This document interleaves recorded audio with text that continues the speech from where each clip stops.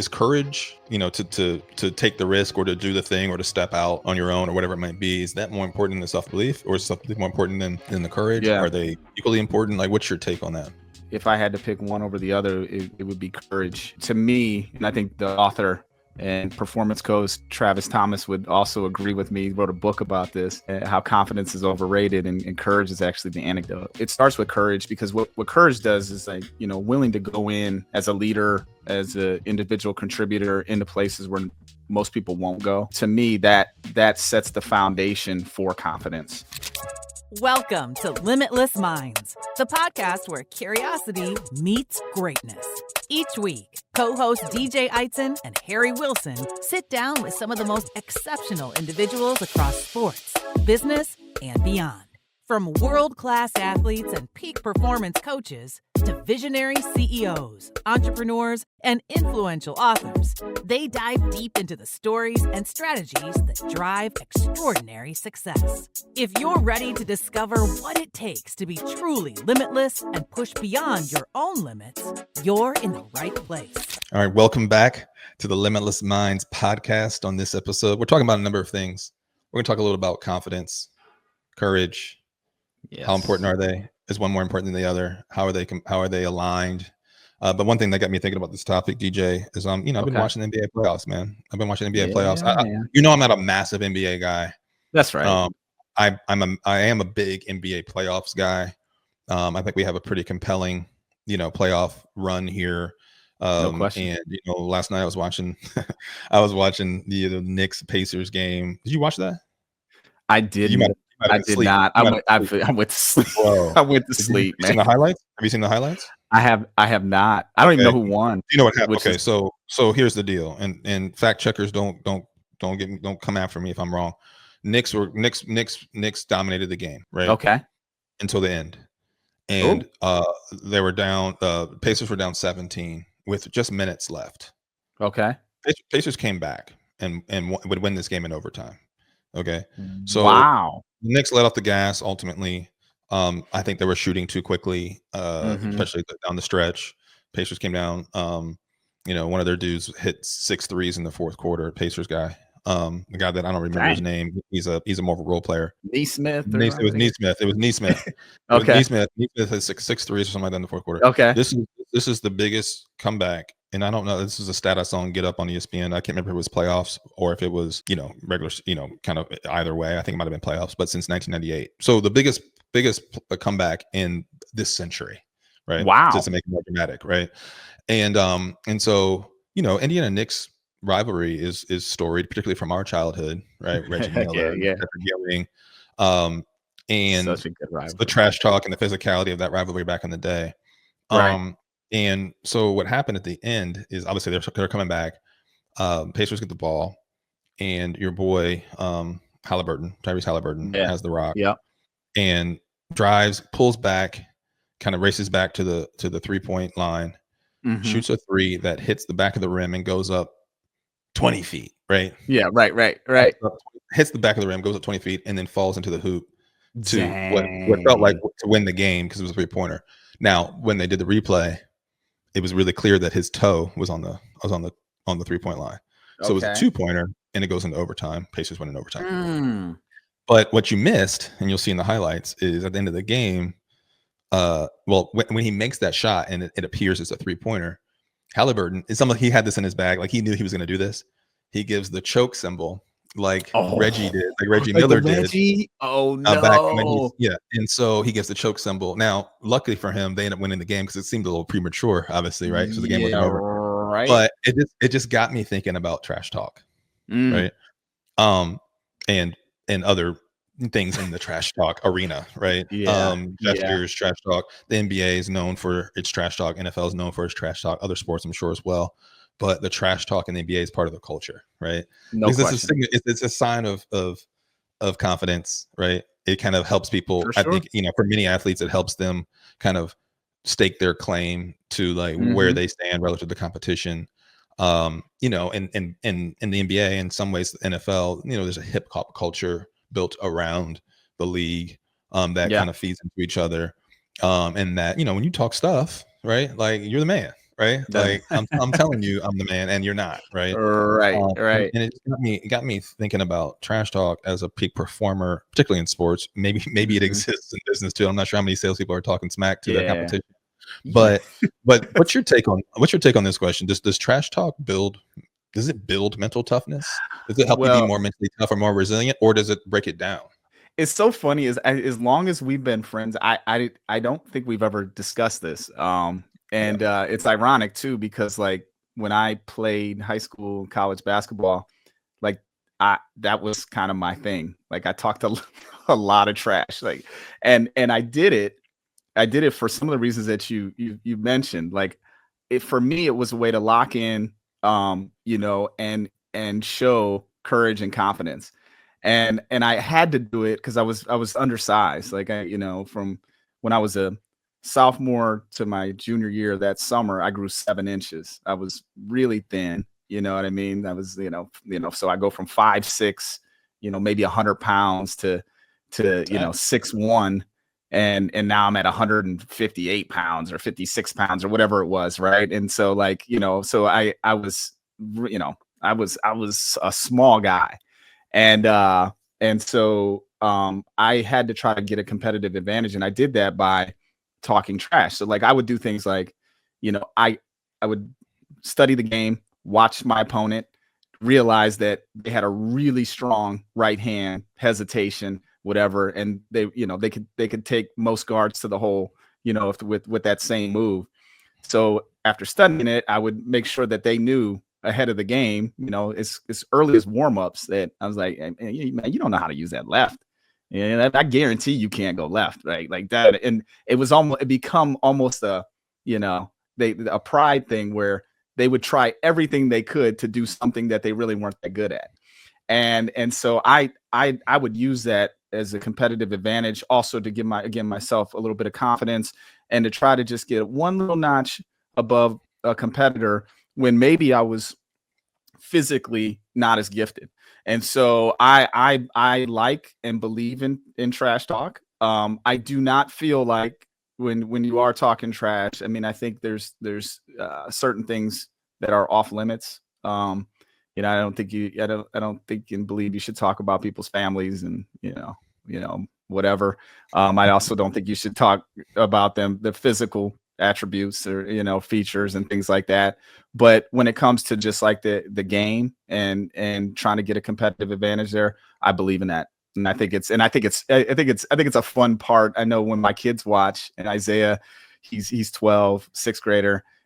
He really gets into it. And so does Jada when they see the teams competing and talking trash to each other. It's almost like another dynamic, almost like a soap opera feel to some of these sports in the game. So yeah, I'm a firm believer in trash talk. I mean, I'm not a firm believer in trash talk. I had a different approach, Mm-hmm. I were pretty physically gifted. That's why your approach was different than mine. No, I mean, like, but the thing is like I had my own misperception of my physical capabilities. I mean, I was always trying to get bigger and stronger, and but when I got into college, I was 6'2", 169 pounds. I was a beanpole. Mm-hmm. And like in 3 months, I was 196. I ended up, my senior year in college, I ended up playing like 213, right? And I don't think I realized how like physical like I was, I never really saw myself as that. And honestly, I was more of a finesse player than I was like a, somebody that was gonna like, overpower you, and particularly in football. In baseball, I was a bigger athlete in baseball. But I think that,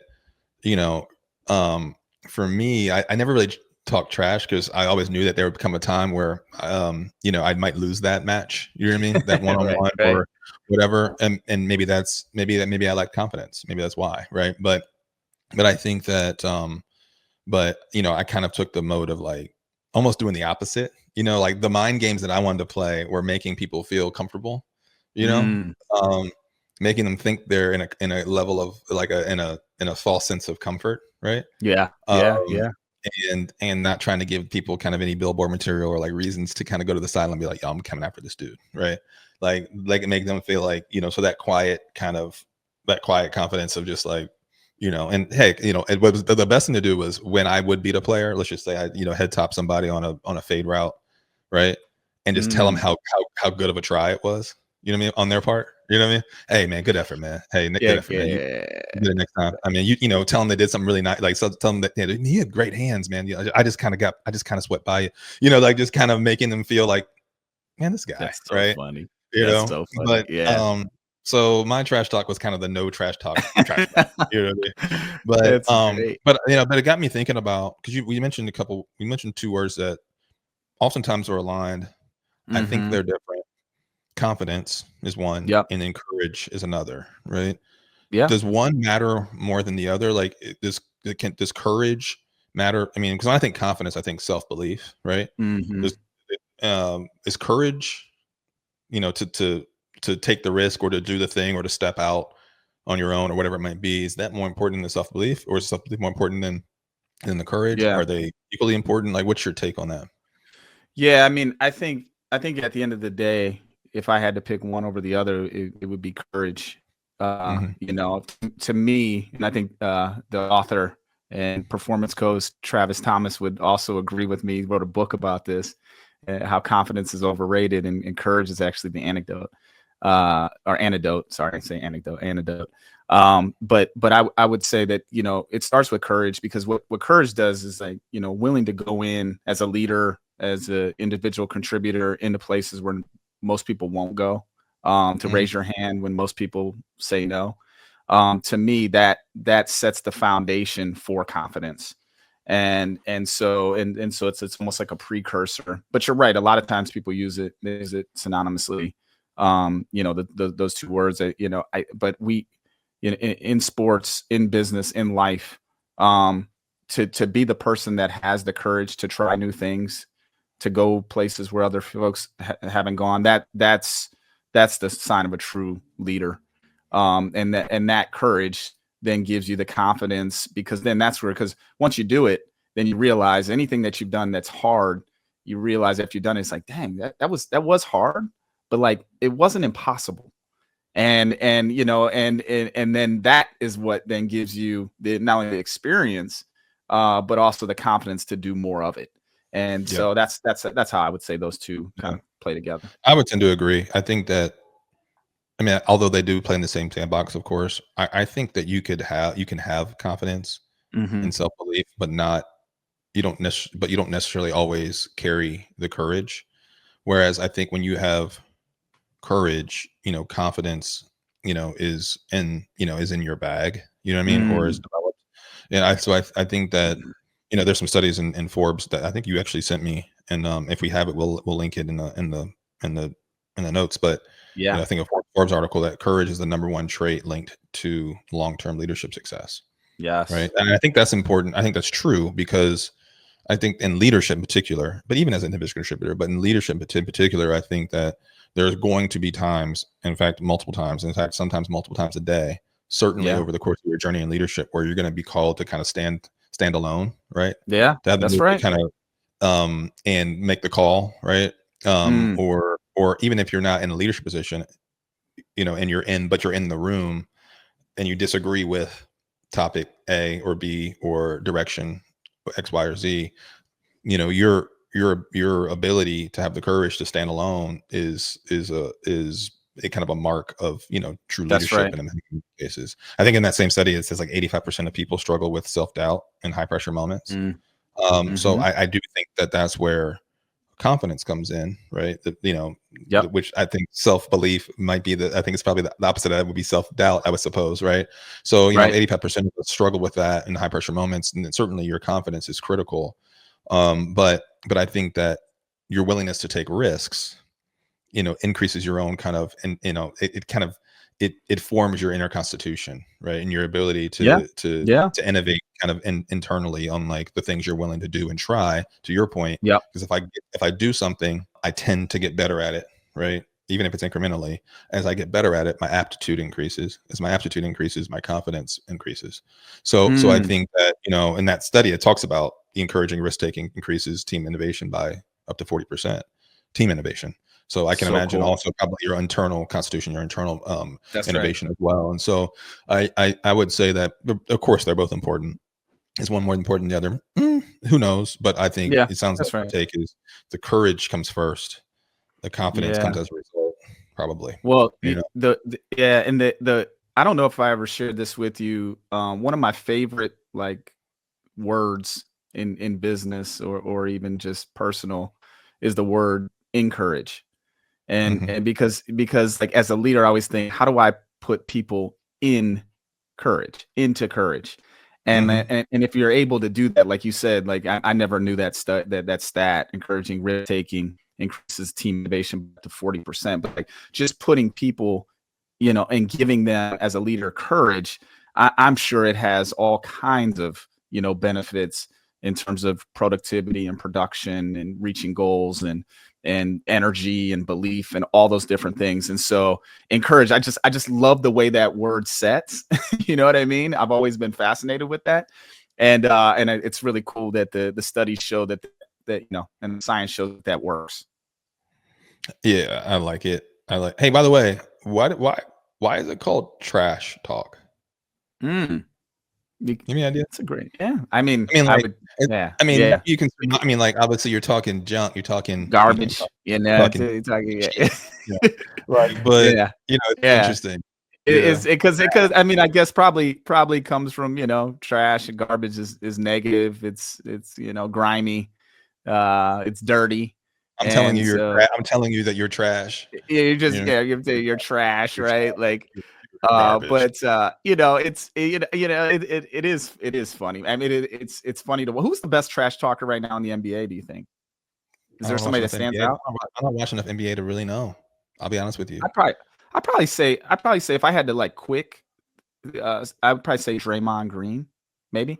Or the guy, the Brooks guy from, and I'm not worried. I know you're talking about. Yeah, I forget where he's at now, but like these are the guys that are kind of the villains in the league. Yeah, that's right. That's right. We don't think we have as many villains as we used to. I feel like Kevin Garnett used to be, that dude for a while. Those some good ones. Kobe talked a lot of trash. He kind of did it like, kind of low key, but he was a trash talker. I like how Kobe did, because Kobe would do it similar to what I was talking about, where like, somebody would have a good game, put some points up, and then it'd be like, there was somebody was telling the story about like, he had a good game against, in general, he scored a bunch of points, maybe 20 something against Kobe, in that game, and it's the beginning of the fourth quarter, and Kobe goes up to him and whispers in his ear, "Hey, good game. Yeah, he had a good game, young fella." And like the guy looks at the scoreboard, he's like, "It's only the fourth quarter." And then Kobe went off for like 24 in the fourth. It basically was like, "Hey, like good run. It ends here." Yeah, you know what I mean? Yeah, nice job. Wow, because you mentioned the Knicks, and so the Jalen Brunson obviously is their star point guard for those that don't know. But his dad is one of the coaches. Did you recognize his dad, Rick Brunson? And so, funny story. So Rick Brunson, when I was in high school, I played at 5-Star basketball camp, and Rick Brunson was actually my coach. And at 5-Star, which is was pretty awesome. But it's interesting to see how now he's a coach for the Knicks. And actually, the last time the Knicks went to the playoffs, Rick Brunson was on that team in 2000. And so to see him coaching his son and being able to coach him at that high level is really cool, especially knowing that I got to get coached by Rick Brunson for a week at 5-Star basketball camp. Shout out to the Knicks, man. I'm rooting them. Yeah. When you get the 5-Star, they like announced you coming out. They're like, at guard from Ohio, outside of Toledo. Bowling Green, Ohio. Standing at 6'1", 127 pounds. Number 00, DJ Eidson. Okay. And they said your name wrong. They didn't check the name up. That's right. That's right. I love it. It's fun, man. It's fun to watch. And say that the playoffs, I actually like the fact that there's some newer teams in there, newer faces. I think the league is turning over, and it's fun. It's really fun to watch. It's really good stuff. Some new stars. Like all the people on the finals and the conference finals now are kind of newer stars to the league. So it's pretty cool to watch. That's right. But all right, folks, listen, we'll see you on the next episode. We have some exciting guests that you're going to kind of see and hear from. And I'm excited to bring those to you guys. But remember, you don't have to be sick to get better.